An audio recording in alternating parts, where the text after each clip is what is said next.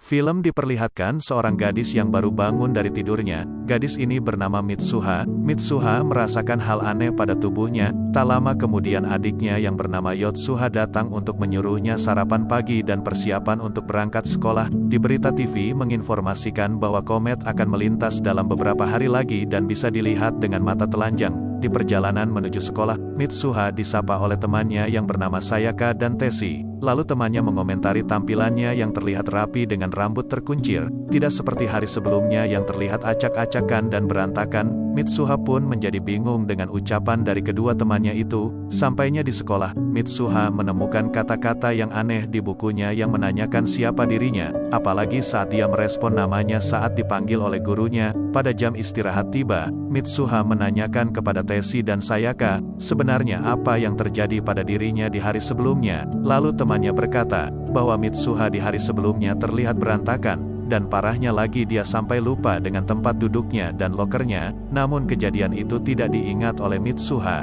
dan merasa dirinya baik-baik saja.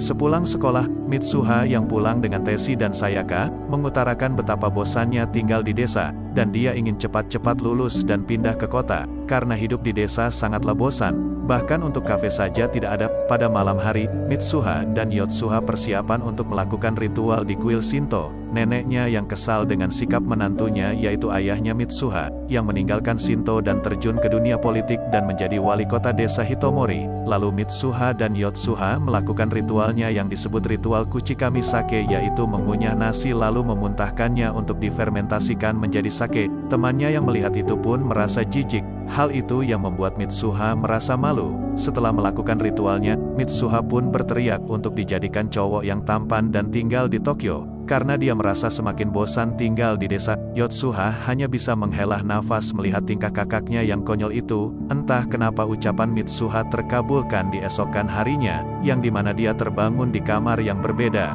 Bahkan dia sendiri tidak tahu berada di mana. Mitsuha pun menyadari bahwa dirinya berada di tubuh seorang anak laki-laki yang bernama Taki Tachibana. Kemudian seseorang memanggil dirinya untuk menyuruhnya sarapan dan persiapan berangkat ke sekolah, yang ternyata dia dipanggil oleh ayahnya Taki Tachibana. Kemudian dia menerima pesan dari Tsukasa untuk menyuruhnya pergi ke sekolah, namun Mitsuha tidak membalas pesan darinya. Awalnya dia mengira ini adalah mimpi, namun dia tersadar bahwa dirinya sekarang berada di Tokyo, tempat yang dia idam-idamkan selama ini. Sampainya di sekolah dia disambut oleh temannya yang bernama Tsukasa, yang mengiriminya pesan tadi. Temannya pun merasa aneh dengan sikapnya, dari logat bicaranya, hingga hanya dia sendiri yang tidak membawa bekal. Lalu temannya mengajaknya untuk makan di kafe. Mitsuha mendengar hal itu senangnya bukan main. Dengan menu pesanan yang sangat mahal, dia menganggap yang dia rasakan di tubuh Taki ini hanyalah sebuah mimpi. Lalu ponselnya berbunyi bahwa dia terlambat bekerja. Dengan linglung dia menanyakan kepada temannya, sebenarnya di mana tempat Taki bekerja, yang ternyata Taki bekerja sebagai pelayan di sebuah restoran Itali yang mewah. Mitsuha melakukannya dengan jerih payah dan banyak komplain dari pelanggannya, dan berkata kapan mimpi ini akan berakhir. Lalu Taki dipanggil oleh salah satu pelanggannya. Pelanggannya pun komplain, kenapa bisa di pizzanya terdapat tusuk gigi. Taki yang kewalahan, dia dibantu oleh senpainya yang bernama Okudera Miki. Lalu Miki menyadari bahwa roknya robek, akibat ulah pelanggannya yang tadi. Lalu Mitsuha yang berada di tubuh Taki ini mengajaknya ke ruangan, dan menyuruhnya membuka roknya, dengan maksud untuk menjahit roknya. Miki pun kaget dengan ucapannya itu. Lalu Mitsuha menjahit dengan tidak biasa, namun menjahit dengan anyaman yang indah. Lalu Okudera Miki memuji dirinya dengan sifat feminimnya itu. Mitsuha pun pulang. Lalu dia membuka ponsel Taki dan menemukan foto Okudera Miki, yang dia kira Taki adalah pacarnya. Mitsuha juga menulis di diarinya kejadian yang dialaminya bersama Miki. Mitsuha juga menuliskan namanya di telapak tangannya Taki. Keesokan harinya mereka berdua pun kembali ke tubuhnya masing-masing. Taki terbangun lalu melihat tulisan di telapak tangannya dan dia juga melihat di diarinya sikap feminimnya Mitsuha. Sifat Taki yang sekarang adalah Taki yang sebenarnya. Saat dia bekerja, rekan kerjanya kesal dengan sikapnya, yang mencuri start untuk berkencan dengan Okudera Miki. Tak lama kemudian Miki pun datang dan mengedipkan matanya pada Taki. Di waktu yang sama, Mitsuha yang terbangun dari tidurnya pun melihat banyak tulisan di tangannya. Yotsuha yang setiap hari membangunkannya pun berkata, tumben tidak melakukan ritual paginya. Di sekolah, teman sekelasnya yang heran dengan tingkahnya di hari sebelumnya, yang menendang meja hingga terjatuh. Mitsuha pun pulang lalu ke kamarnya, dan melihat catatan yang aneh pada bukunya. Begitu juga dengan Taki, melihat kata-kata yang aneh pada ponselnya. Pada akhirnya mereka menyimpulkan, kalau mereka saling bertukar tubuh, fenomena pertukaran tubuh ini seringkali terjadi. Pada akhirnya mereka pun menerimanya, namun dengan syarat, Mitsuha menyuruh Taki untuk memperhatikan roknya saat duduk. Begitu juga dengan Taki menyuruh Mitsuha tidak memboroskan uangnya. Taki juga membantu Mitsuha menjadi populer di sekolahnya. Begitu juga Mitsuha membantu Taki untuk berkencan dengan Okudera Miki. Keesokan harinya, Taki yang terbangun di tubuhnya Mitsuha, seperti biasa melakukan ritual paginya. Di berita TV menginformasikan bahwa komet Tiamat akan segera terlihat dalam beberapa hari lagi. Taki Yotsuha dan neneknya itu melakukan perjalanan ke kuil Miyamizu. Neneknya juga bercerita tentang Musubi, yaitu adalah aliran jalinan waktu. Sampainya di kuil Miyamizu, yang terletak di pertengahan dua aliran air, lalu neneknya menyuruhnya untuk mempersembahkan kuci kamisake ke dalam tubuh kuil dewa, yang dimana itu adalah setengah dari tubuh Mitsuha. Lalu mereka menikmati pemandangan di atas gunung. Tak lama kemudian neneknya datang dan memanggil nama Mitsuha. Tiba-tiba Taki terbangun di tubuhnya sendiri. Lalu Taki mendapatkan pesan dari Miki, sebuah janji untuk pergi berkencan. Taki yang tidak tahu apa-apa, dia pun pergi dengan terburu-buru.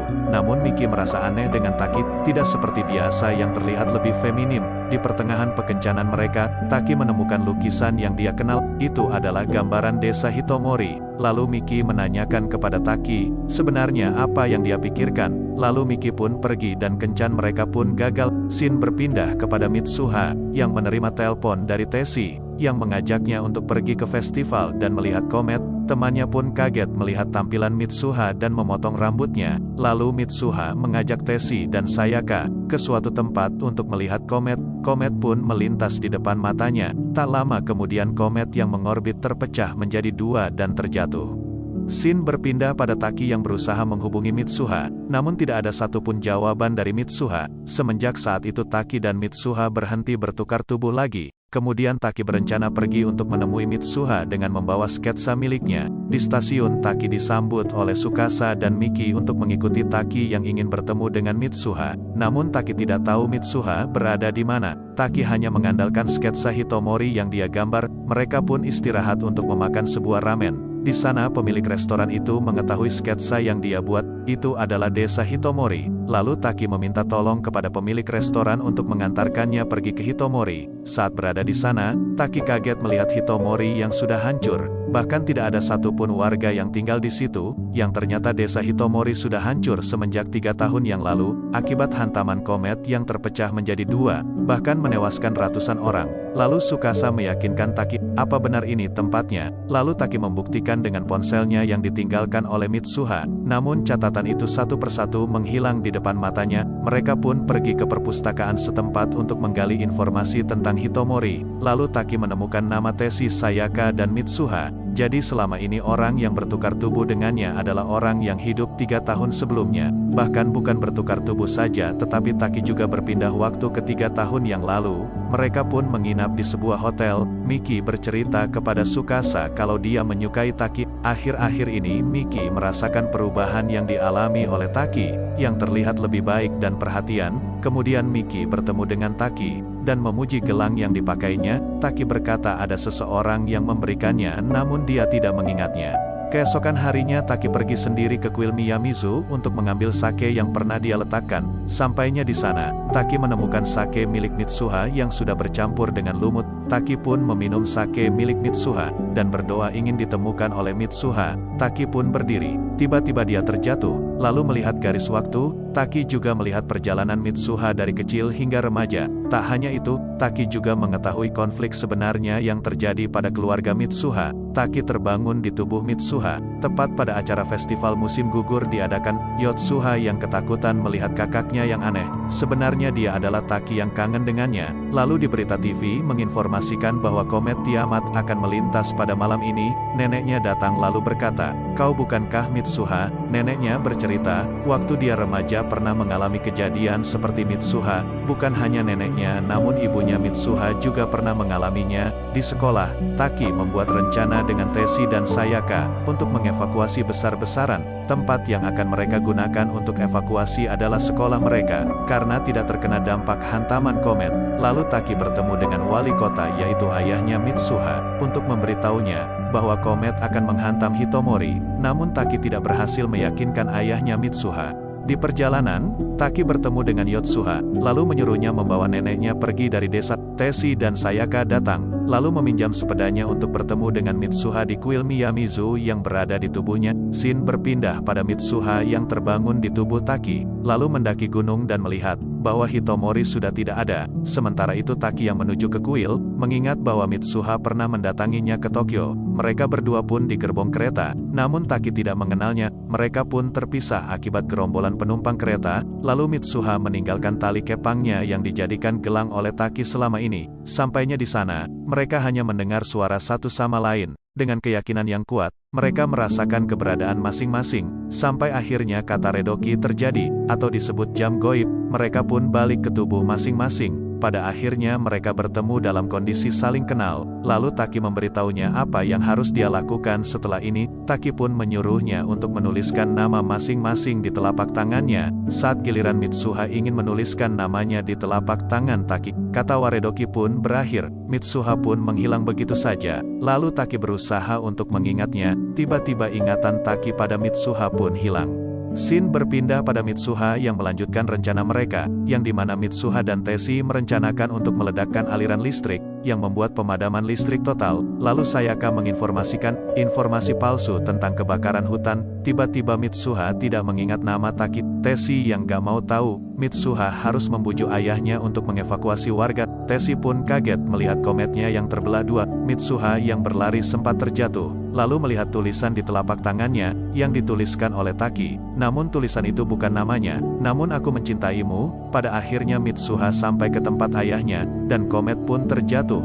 Berhasilkah Mitsuha meyakinkan ayahnya? Scene pindah 8 tahun setelahnya. Setelah lulus dari kuliahnya, Taki mencari pekerjaan. Namun di pikirannya ada hal yang mengganjal. Di pemberitaan bencana komet, menginformasikan bencana komet yang menghantam Hitomori. Yang anehnya tidak ada sama sekali korban jiwa, yang berarti Mitsuha berhasil meyakinkan ayahnya. Di sebuah restoran Taki mendengar dua sepasang kekasih, yang merencanakan pernikahan. Dia adalah Teshi dan Sayaka. Lalu Taki berhempasan dengan gadis yang membawa payung, namun mereka tidak saling menyapa. Lalu mereka bertemu lagi, namun di gerbong yang berbeda. Mereka pun saling mencari satu sama lain. Pada akhirnya mereka pun bertemu di tangga kuil Suga, dengan malu-malu saling menanyakan nama masing-masing, dan film pun berakhir.